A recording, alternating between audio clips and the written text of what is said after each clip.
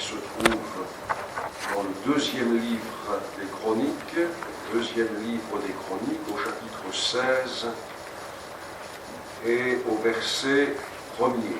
Deuxième livre des Chroniques, chapitre 16, verset 1er. La 36e année du règne d'Asa, Baïcha, roi d'Israël, monta contre Juda et il bâtit Rama pour empêcher ceux d'Asa, roi de Juda, de sortir et d'entrer. Et je veux m'arrêter avec vous ce matin sur cette 36e année. Elle est mentionnée non pas par hasard dans la vie de ce roi. Au verset précédent, celui que nous avons lu, il est question du temps qui s'est écoulé jusqu'à la 35e année de son règne. Et donc la 36e année a marqué un tournant. Je vais vous l'expliquer dans quelques instants. Mais disons que cette 36e année dans la vie de ce roi de Juda, elle m'interroge, moi, et je livre mon interrogation sur ce que nous allons devenir. Je ne parle pas ici des circonstances de l'existence que nous ne connaissons pas, mais je parle bien de notre vie spirituelle. Comment est-ce que nous allons évoluer? À la 36e année de son règne, il ne le savait pas encore, mais il ne lui restait plus que 5 ans à vivre, puisque d'après le chapitre 16 et le verset 13, c'est la 41e année de son règne qu'il est mort. Donc il arrive dans la dernière ligne droite. Je ne vais pas dire celle qui est la plus importante, parce que quand même tout ce qui a précédé a aussi été important, mais il arrive dans la dernière ligne droite, et malheureusement, et bien qu'il ait bien régné pendant 35 années, les 35 années précédentes, eh bien cette dernière ligne droite va être déconcertante et ne va pas correspondre aux 35 années qui avaient précédé. Sur les 35 ans de son règne jusqu'à là, c'est pas rien quand même, 35 ans. Il est écrit, Asa, fils qui est bien et droit aux yeux de l'Éternel, son Dieu. Chapitre 14, verset 1er. Évidemment, ça n'a pas été de tout repos, ce règne, mais il fut un roi animé par la piété, le désir de glorifier Dieu, le désir d'être agréable à Dieu. Avec toutes les peines, avec tous les combats, avec tous les efforts que cela représentait pour lui, il fit disparaître, chapitre 14, verset 4, de toutes les villes de Juda, les hauts lieux, les statues consacrées au soleil. Donc voyez-vous, ce n'est pas quelqu'un qui est entré dans une situation où tout était déjà très bien, tout était bien établi. Non. Quand l'Écriture dit, pour résumer 35 ans de vie, le Fils qui est bien et droit, l'Écriture n'oublie pas que pour arriver à ce constat qui était le constat de Dieu, il y a eu des combats, il y a eu des situations à inverser, il y a eu des choses à enlever et d'autres à établir, mais ça a été la note dominante de 35 années de règne. Il a aussi connu une grande frayeur dans ces 35 ans. La frayeur que lui a causée Zérak, l'Éthiopien, qui est venu le combattre avec une armée d'1 million d'hommes et 300 chars, chapitre 14, verset 8. Et donc, il s'est retrouvé devant une situation qui le dépassait totalement, une situation vis-à-vis de laquelle il n'avait pas de réponse humaine valide à apporter. Donc, il s'est tourné vers son Dieu, il a mis sa confiance en son Dieu et il a remporté par la grâce de Dieu une victoire d'autant plus éclatante qu'elle était totalement imprévisible. Mais ce Dieu qui est bien capable de venir en aide aux faibles comme aux forts, est venu en aide aux faibles de Juda, à cette petite armée par rapport à l'armée adverse, et il a frappé les Éthiopiens, et ça a été l'occasion d'une grande victoire, ce genre de victoire qui ne s'oublie pas, qui s'inscrit dans les annales. Stimulé, je continue sur les 35 bonnes années, stimulé par un prophète, en l'occurrence le prophète Azaria, et là je passe au chapitre 15, ce roi Asa a accru encore son effort pour la gloire de Dieu, son effort dans le domaine de la piété. Azaria a prophétisé, il a invité le royaume à ne pas perdre le fil conducteur de vue, et cette prophétie a été totalement reçue, et elle est devenue une force d'action dans la vie d'Asa. C'est tout le chapitre 15, vous le retrouverez, mais il a restauré l'autel de l'Éternel, il a continué à faire disparaître ce qui devait disparaître, il a motivé le peuple, ils ont pris l'engagement de chercher Dieu, ils ont juré fidélité à Dieu, etc., etc.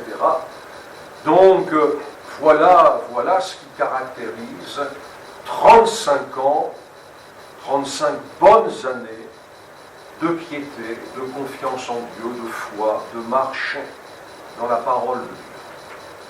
La 36e année, je reviens à notre lecture, il s'est passé quelque chose qui n'était pas pire, c'était même moindre, bien moindre que les épreuves qu'il avait dû affronter, et notamment cette armée d'Éthiopiens. Baécha, le roi d'Israël, a manifesté quelques volontés d'opposition au royaume de Juda, mais franchement, quand on lit le texte, c'était pas grand-chose. Quand on a vaincu Zérak l'Éthiopien avec ses 300 chars et son 1 000 000 d'hommes en armes, que Baécha élève des fortifications pour empêcher ceux de Juda de sortir ou d'entrer d'un lieu, c'est embêtant, mais ça n'est pas catastrophique. Or, c'est pourtant cette circonstance-là qui semble bien moins grave que celle qu'il a eu à affronter pendant les 35 années précédentes. C'est cette circonstance-là qui, très curieusement, va amener Asa à faire des choix qu'on ne comprend pas. Avant, il avait mis dans la maison de Dieu les choses consacrées. Là, il va sortir de la maison de Dieu les choses qu'il y avait mises. Pourquoi va-t-il les sortir? L'argent, l'or, tout ça. Eh bien parce qu'il va monnayer avec cela, il va monnayer une alliance militaire avec Ben-Hadad, roi de Syrie. C'est quelque chose de très étonnant, n'est-ce pas? Cet homme qui n'a pas eu affaire à une alliance militaire devant l'armée de l'Éthiopien et qui a vu l'Éternel battre cette armée, cet homme soudain sort l'or, l'argent qu'il avait lui-même mis dans le trésor de l'Éternel pour monnayer une alliance militaire et recourir à un roi impie, à un roi idolâtre. À cause de cela, un autre prophète, Anani, va le reprendre par une prophétie. C'est le récit qui est fait à partir du verset 7 du chapitre 16.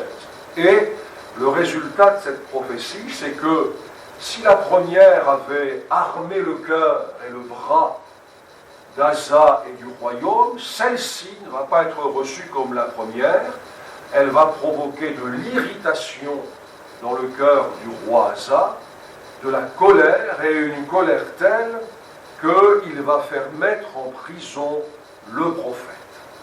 Donc, voyez-vous, c'est la 36e année, et là, il y a un tournant. Il y a un tournant on va le dire comme ça, qu'on n'a pas vu venir quand on lit le texte biblique. Franchement, on ne voit pas arriver ce tournant-là, mais il y a un tournant à la 36e année de ce roi-là. La 39e, verset 12, il eut les pieds malades au point d'éprouver une grande souffrance, mais, dit l'Écriture, même pendant sa maladie, il ne chercha pas l'Éternel, mais il consulta les médecins. Alors, ce qui ne veut pas dire que la Bible est contre la médecine, mais ce texte-là, il faut le remettre dans son contexte, c'est-à-dire, quand le roi d'Israël a manifesté quelques petites contrariétés comme ça, curieusement, Asa n'a pas cherché Dieu, et même 3 ans plus tard, quand il a été malade des pieds, même encore, il n'a toujours pas cherché Dieu, mais les médecins. C'est-à-dire qu'il aurait pu, cette maladie de pied aurait pu être pour lui l'occasion de se ressaisir, de choisir, de faire confiance à Dieu, mais même cette maladie-là, eh bien, ça a été une occasion ratée, et donc, la 41e année de son règne, eh bien, il mourut, dit l'Écriture. Qu'est-ce que nous allons devenir? Comment est-ce que nous allons évoluer? Je vous repose des questions. L'Écriture parle de la fin de vie. Et on parle même, il faut être précis, en rapport avec les serviteurs de Dieu. Je lis le texte d'Hébreux 13:7. Souvenez-vous de vos conducteurs qui vous ont annoncé la parole de Dieu, considérez quelle a été la fin de leur vie et imitez leur foi. Bon, le conducteur n'est pas là pour remplacer Jésus, puisque dans le verset qui suit, Hébreux 13:8, Jésus-Christ est le même hier, aujourd'hui et éternellement.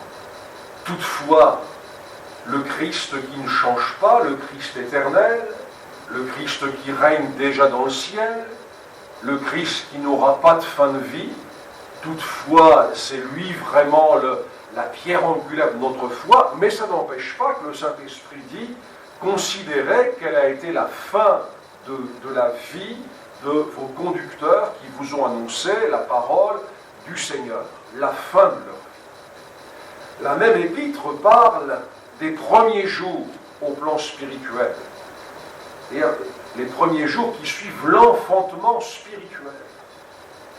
Donc, entre ces premiers jours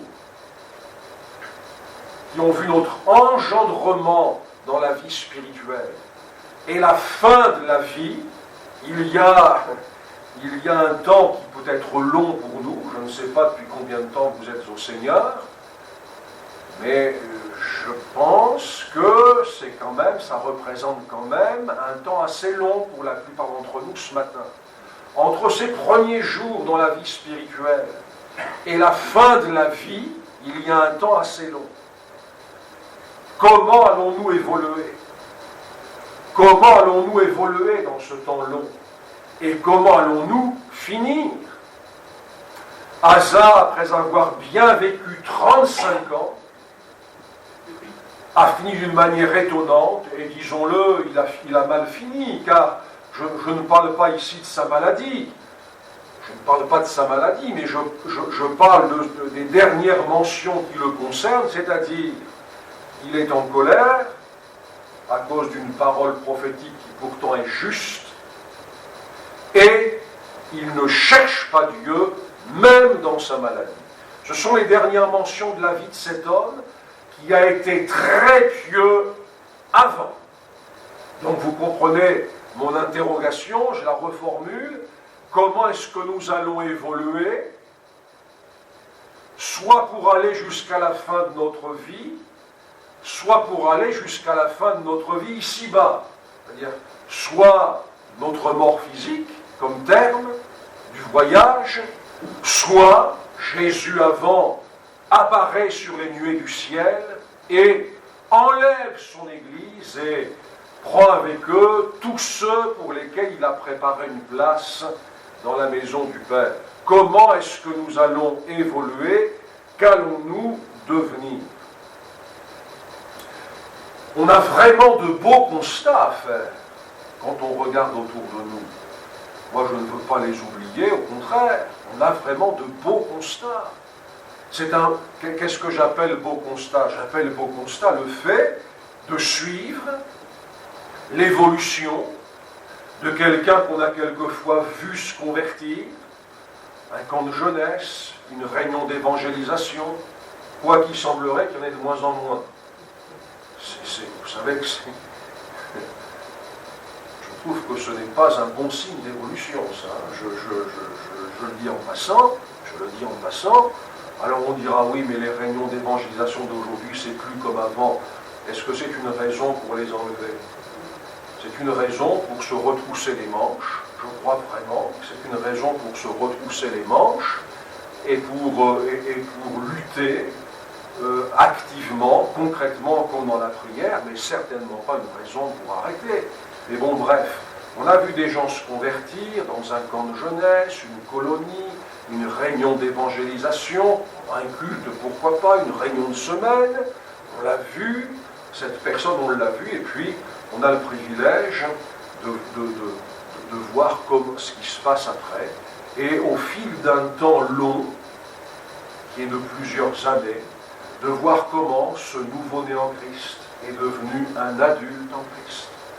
De voir les étapes, de voir l'étape du baptême dans le Saint-Esprit, qui n'est pas la moindre, de voir comment tout ce qui devait être assimilé l'a été, et de voir comment, au fil du temps, eh bien, ce qui devait être, parce que c'est dans la parole de Dieu, c'est vraiment réalisé. Alors c'est ce que j'appelle des beaux constats.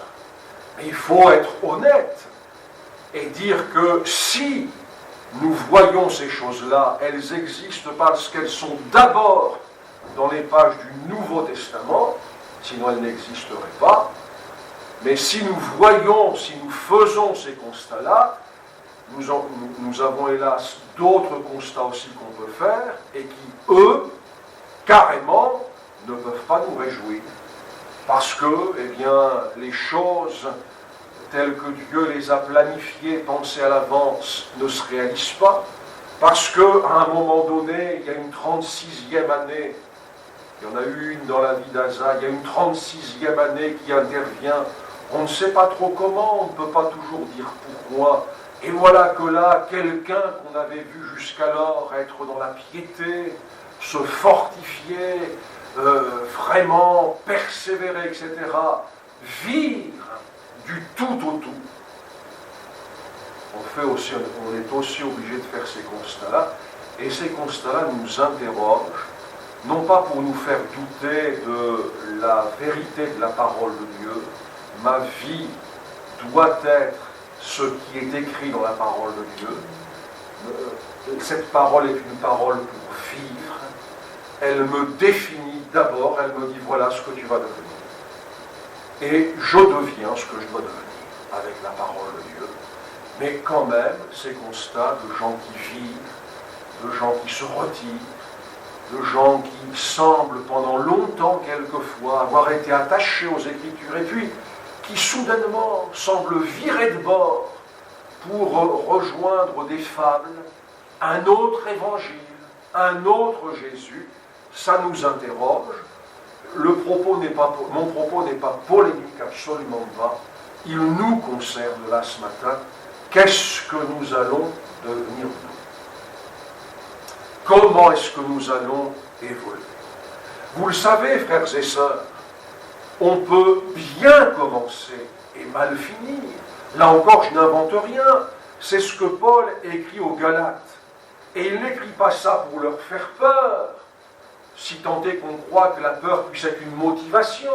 Mais il l'écrit parce qu'il y a un vrai péril, il sait que les Galates ont bien commencé, après avoir commencé par l'Esprit, c'est-à-dire par l'Esprit de Dieu. Comment commence-t-on par l'Esprit de Dieu? On commence par l'Esprit de Dieu quand, entendant l'Évangile de Dieu, on le reçoit, quand, en se repentant de nos péchés, on permet à l'Esprit de souffler sur notre cœur, de nous faire naître à une vie nouvelle, c'est un commencement glorieux. Donc, les Galates avaient bien commencé. Mais il ajoute, voulez-vous maintenant finir par la chair? Et on se rend compte, quand on lit cette épître, que, et au plan de ce qu'ils croyaient, de ce qu'ils recevaient, et au plan de ce qu'ils vivaient, le plan de Dieu n'avait pas changé, mais il y avait une menace. Il y avait une menace. Pour eux, c'était de revenir au rudiment de la religion juive. Et ça aurait été une rétrogradation par rapport à l'Évangile. Quand vous avez connu l'Évangile tel qu'on le connaît, et que vous vous interrogez pour savoir si vous n'allez pas revenir à la circoncision, à l'observation du sabbat, à l'observation des fêtes juives, ce n'est pas un progrès, c'est une régression, c'est un retour en arrière. C'était ça aussi la chair. Et puis la chair, c'est le comportement, bref, Paul va aussi écrire là-dessus. Donc, Paul était bien conscient, quand il a écrit cette épître-là, qu'il l'adressait à des frères et sœurs qui avaient commencé par l'Esprit de Dieu, mais qui, dans leur état, pouvaient être tentés de mal finir. D'où les 6 chapitres de l'Épître, parce que si le Seigneur nous a permis de bien commencer, c'est certainement pas pour mal finir. Si le Seigneur a permis que nous commencions par l'Esprit, ça n'est certainement pas pour que nous finissions par et dans la chair. Alors, mal finir, ce n'est pas, quand j'emploie cette expression-là, ce n'est pas uniquement finir dans la perdition, bien que la chose puisse exister. Quand Démas abandonne Paul pour le présent siècle mauvais, il abandonne son salut, il faut être très clair. On ne retourne pas dans le monde en disant je retourne dans le monde et je suis toujours sauvé. Ça, c'est une fable pour qui veut bien la recevoir, mais ça ne correspond pas au message biblique. Mais ce n'est pas uniquement à cette possibilité-là que je pense quand je parle de mal finir, mais est-ce qu'on va finir d'une manière étriquée, resserrée? Est-ce qu'on va finir complètement appesanti? Je ne parle pas là du poids des ans, pour reprendre l'expression. Le poids des ans, je crois que l'expression elle dit bien ce qu'elle veut dire. Hein. On est moins alerte à 70 ans qu'on l'était à 30 ans. Mais je ne parle pas de ça. Je parle de cette pesanteur spirituelle. De cette pesanteur spirituelle qui fait qu'on n'est plus allant dans les voies du Seigneur. On manque d'élan dans les voies du Seigneur. C'est ça aussi. Je pense à la tiédeur. Je pense à la tiédeur. Est-ce qu'on va finir tiède? Vous savez que la tiédeur, c'est un parfait équilibre. Hein? Les gens qui parlent d'équilibre. Moi, je veux savoir ce qu'ils mettent dans le mot avant de dire Amen. Si vous me parlez de l'équilibre par exemple, entre la puissance de l'esprit et le fruit de l'esprit, Amen. Ça, c'est biblique. Et effectivement, il y a un bel équilibre. Mais qu'est-ce qu'on met dans le mot? La tiédeur, c'est l'équilibre. Entre ce qui est froid et ce qui est chaud. C'est le parfait équilibre. Mais Jésus va vomir cet équilibre. Il va le vomir. Vous voyez? Comment est-ce que nous allons évoluer? Vous comprenez mieux ma question, je la partage avec vous. Qu'est-ce que nous allons devenir? La chose, ce qui doit vraiment nous ancrer cela, nous ancrer, il faut s'ancrer dans une position forte, biblique, et puis une fois qu'on est ancré là, après, eh bien, on va prier d'une façon orientée, notre cœur va être orienté dans la bonne direction et ce qui suivra sera bon, je le crois. Mais, alors, comment on va s'ancrer? Comment est-ce qu'on va évoluer? Est-ce qu'on n'aurait rien à répondre? Est-ce qu'on aurait simplement à dire, ben, j'espère que je ne vais pas mal finir, mais je suis convaincu qu'il faut qu'on dise plus que ça. Il faut qu'on dise plus que j'espère que. Voilà, non. Il faut qu'on dise plus, mais en même temps, il faut que ce qu'on dise en plus ne soit pas simplement un mot d'ordre, ne soit pas du tout même un mot d'ordre, mais vraiment la confession de notre foi dans la parole de Dieu. Qu'est-ce qui est arrêté pour le Seigneur? Pour que ceux qui ont commencé, qui peut-être ont eu 35 belles années de vie spirituelle, vous comprenez pourquoi je dis 35, ce n'est pas référence à hasard, mais qu'est-ce qui va pouvoir nous permettre de continuer à marcher comme le chemin du juste, dont le livre des Proverbes dit qu'il va croissant comme le soleil qui arrive à son zénith? La chose est arrêtée pour Dieu. Regardez avec moi dans la première épître de Pierre au chapitre 2 et au verset 2. Regardez par exemple, parce qu'évidemment c'est un vaste thème, mais par exemple, regardez ça avec moi. Là, il est question des débutants dans la vie spirituelle, des nouveau-nés, des bébés en Christ. Il en faut, nous en avons été, nous sommes nés de Dieu. Quand quelqu'un naît de Dieu, c'est un bébé. C'est un bébé en Christ. Bon, c'est de ça dont il est question. Et regardez un peu. Désirez, donc chapitre 2, verset 2, désirez comme des enfants nouveau-nés. Donc là, ce sont des nouveau-nés, ce sont des débutants, ils sont au commencement. Le lait spirituel et pur, afin que, par lui, vous croissiez pour le salut. Ne serait-ce que ça, frères et sœurs. Désirez le lait spirituel. Désirez le lait spirituel. Ne serait-ce que ça, pour répondre à la question, mais qu'est-ce qu'on va devenir? Comment on va évoluer? Frères et sœurs, ce qui est vrai pour le nouveau-né, il vient de débuter la semaine dernière, il ne connaissait pas le Seigneur, puis là il s'est passé quelque chose, c'est un nouveau-né. Ce qui est vrai pour le nouveau-né est vrai quand on a 35 ans de piété avec Dieu. Quoi? Le désir. Désirer le lait spirituel et pur. Bon, on n'a pas ce problème-là dans cette assemblée, mais à votre avis et selon vos souvenirs, quand un bébé a faim, il le manifeste ou pas? Oui. Ça se constate ou pas? Oui. À n'importe quelle heure du jour et de la nuit. Hein, les parents? Vous vous en souvenez? À quelle heure il vous a réveillé, le nouveau-né, en pleine nuit? Oui, c'était comme ça. C'était comme ça. Vous vous rendez compte de l'image dont le Saint-Esprit se sert? C'est lui qui a inspiré Pierre. Pour exprimer quelque chose à ceux qui commencent ou qui ont commencé. Pensez au bébé qui a faim. C'est l'heure du biberon, c'est l'heure du lait. Et il va vous le faire savoir à sa manière, c'est-à-dire en criant. Je ne vous demande pas de crier ce matin, évidemment. Mais regardez l'image que le Saint-Esprit reprend à son compte pour nous dire votre rapport avec la parole de Dieu, ça doit être comme ça. Ça doit être comme ça.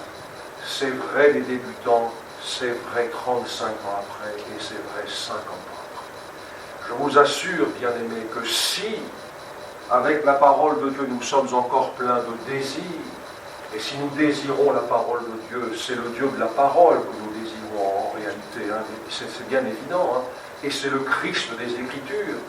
Mais si ce désir-là, qui a existé dans le nouveau-né, mais existe encore des années ou des dizaines d'années après, eh bien c'est plutôt une bonne garantie et une vraie garantie pour notre évolution. Moi je ne peux pas je ne peux pas considérer que quelqu'un qui désire le lait spirituel et pur, attention, pas n'importe lequel, pas n'importe lequel, le lait spirituel est pur.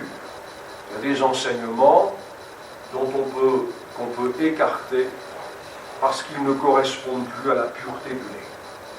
C'est mélangé, vous y retrouvez de la psychologie humaine, vous y retrouvez de la com, on peut dire de certains, ils font de la com, c'est ça. Vous y retrouvez des idées humaines, donc ce n'est plus le lait pur, celui-là. Mais là, Pierre et le Saint-Esprit, par Pierre ne s'y trompent pas, le lait spirituel est pur, afin que par lui, et via votre désir, via l'attrait que vous laissez au Seigneur le soin de produire, puis d'alimenter dans votre cœur, afin que par lui, vous croissiez pour le salut, non pas pour être sauvés, puisqu'ils le sont déjà, ce sont des enfants nouveau-nés, mais pour le salut futur qui va être révélé lorsque Jésus-Christ va venir ressusciter les morts en Christ et prendre les vivants.